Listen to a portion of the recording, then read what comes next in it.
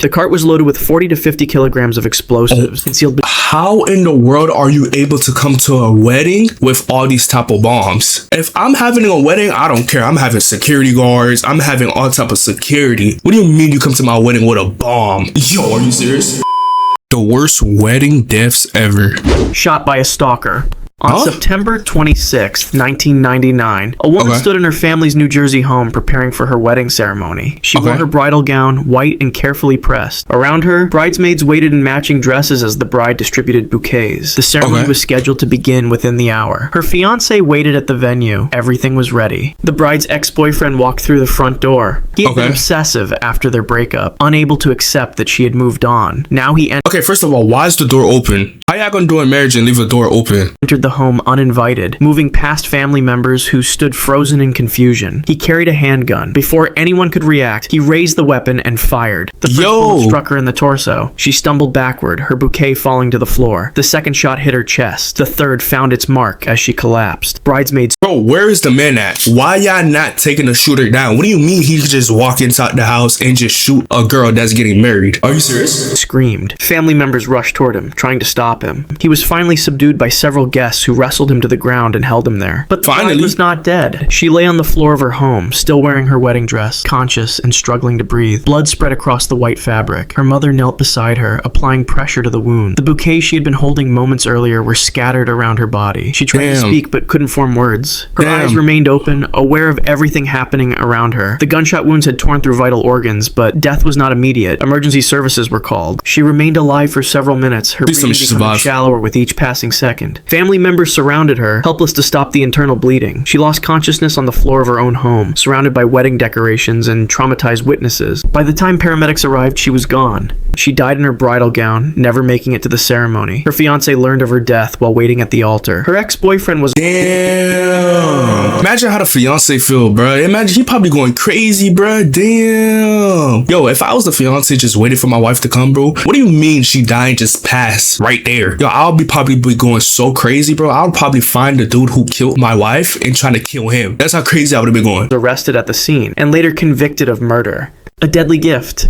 In April of 2022, a pair of newlyweds returned to their home in Uttarakhand, India, after their wedding ceremony. The celebration had ended hours earlier. Now they were alone with close family, ready to open the gifts that had accumulated during the festivities. Among the packages was a stereo music player wrapped like any other present. It appeared ordinary, indistinguishable from the other items stacked in their home. The couple sat together as they began unwrapping gifts. The groom's brother was nearby, watching the newlyweds open each package. They reached for the stereo player. The wrapping came off easily. The bride lifted the lid of the box. Inside was a delayed blast device left by the groom's ex-lover as an act of revenge. The mechanism— So you tell me he planted a bomb? Yo, y'all exes, bro. Y'all exes be crazy, bro. What do you mean you plant a bomb for a deadly gift? Are you serious? Yo, y'all not serious, bro. Y'all not serious. Triggered. The explosion tore through the room. The force was not instant vaporization, but violent fragmentation. Shrapnel and debris scattered in all directions. The sound was deafening. The shockwave threw everyone backward. Smoke filled the space immediately. The device had been designed specifically to detonate when opened, ensuring the victims would be close enough for maximum damage. The couple were both alive after the blast. Injuries were severe. Burns covered their skin. Metal fragments had torn through tissue and organs. They were— No way your ex is that important to you to the point that you have to kill them. Bro, she moved on, bro. Just move on, bro. Your PP was too small, bro. Just move on. It's that simple. It's that simple, bro. Just move on. Your PP too small.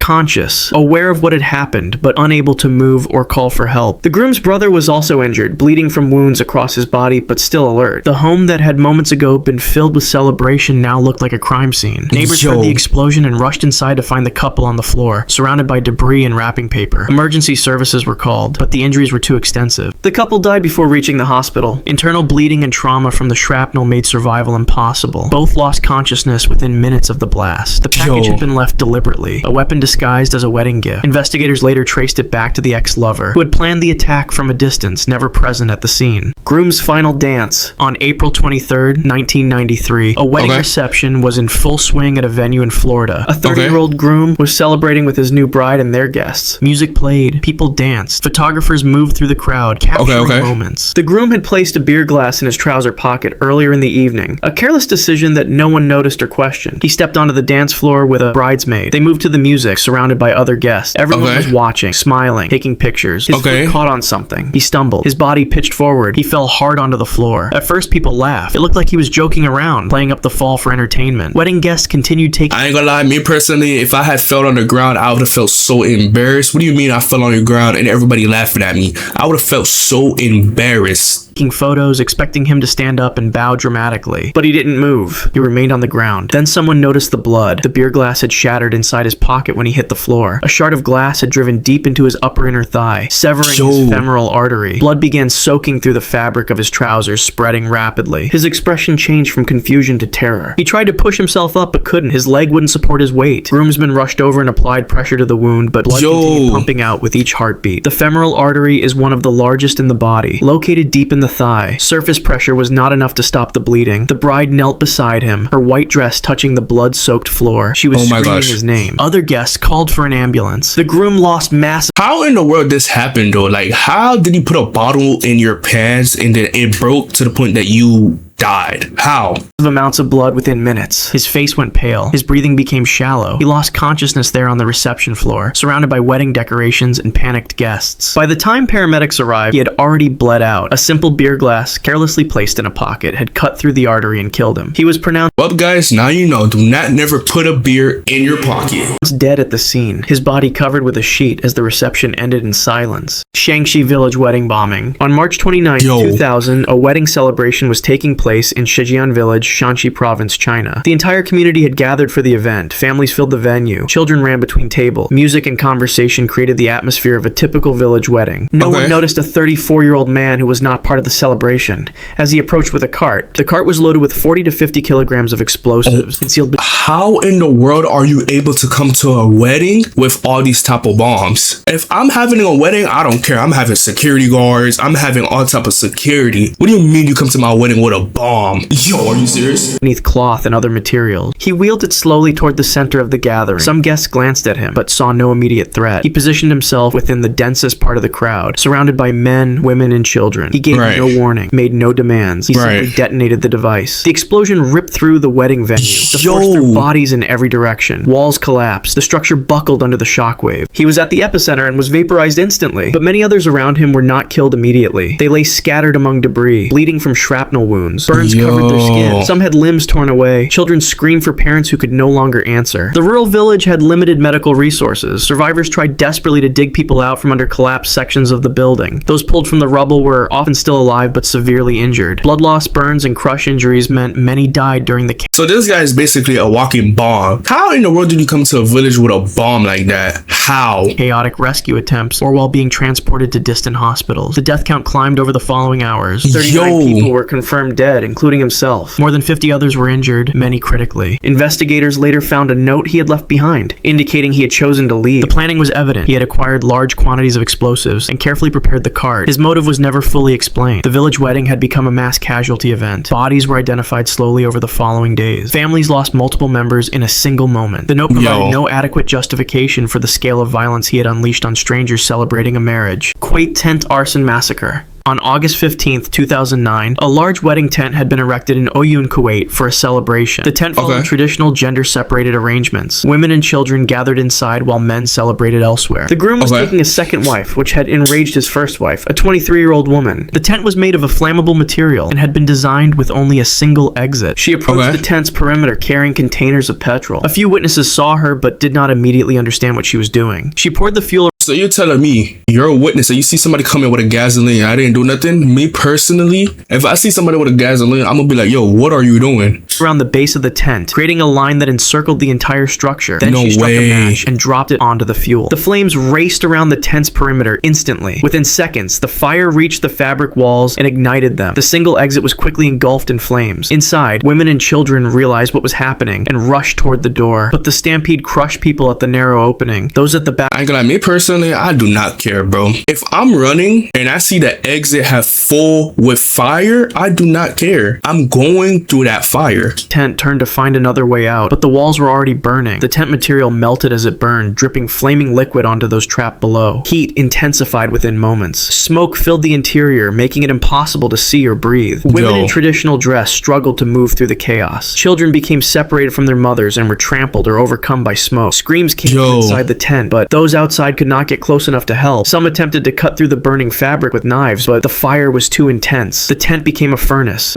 I would not care, bro. I think to the point that, but my adrenaline rush would have literally kicked in so bad to the point that I would have said F the fire and ran right through the thing. I would have ran right through it. Responders were delayed, unable to reach the scene quickly enough. 57 people died inside the tent. Some were crushed in the stampede at the exit. Others burned to death. Many more died from smoke inhalation, their lungs filled with toxic fumes before the flames reached them. Children died in their mother's arms. Bodies piled near the single exit where people had tried desperately to escape. When firefighters finally entered, they found the tent collapsed inwards, still smoldering. She was arrested at the scene, allegedly watching as the tent burned with her husband's wedding guests inside. Ruiru septic tank collapse. At a wedding celebration in Ruiru, Kenya, traditional ceremonies were underway. Women gathered to perform a dance that would escort the bride from the venue. It was a customary ritual, joyful and energetic. The dancers moved in formation, their feet stamping rhythmically on the ground. Beneath them, hidden under the surface, was an underground septic tank 15 feet. You're telling me under them there was a tank under them and it's like a swamp? Deep. No one knew the structural integrity of the concrete cover had been compromised. Without warning, the ground collapsed. The surface gave way under the weight of the dancing women. 17 people, including the master of ceremonies, dropped through the opening and fell 15 feet into the septic tank below. Screaming stopped abruptly as bodies hit the contaminated water at the bottom. Those at the edge of the collapse scrambled backward, nearly falling in themselves. The septic tank was filled with waste, sludge, and liquid sewage. The depth made it impossible for anyone to stand. Victims found themselves submerged in filthy water, unable to gain footing or find anything to hold on to. Panic spread instantly. People struggled, gasping for air. Their movements only pulled them deeper. The contaminated water entered their mouths and noses as they fought to stay above the do you know how nasty that is? Imagine you're trying to swim and breathe and you just feel all the gunk and nast is going inside your stomach. You know how nasty that is? Surface. Some tried to climb the walls, but the sides were slippery and offered no handholds. Those above looked down into the darkness. They could hear splashing and desperate cries for help. The smell was overwhelming. Ropes were lowered, but victims in the water could not maintain their grip long enough to be pulled up. One by one, the struggles became weaker. Some drowned quickly, overwhelmed by the depth and the panic. Others lasted several minutes, fighting against the sewage filling their lungs. Emergency crews arrived and began the process of pumping the tank to retrieve bodies. 17 people were confirmed dead, all drowned in the septic waste. The bodies were covered in filth, making identification difficult. Victims who had been dressed in celebration clothing moments before were now pulled from sewage. The master of ceremonies was among the dead. Shockingly, after the bodies were removed, the wedding ceremony continued that same day. The bride 17 people died, and you telling me you still continue your wedding?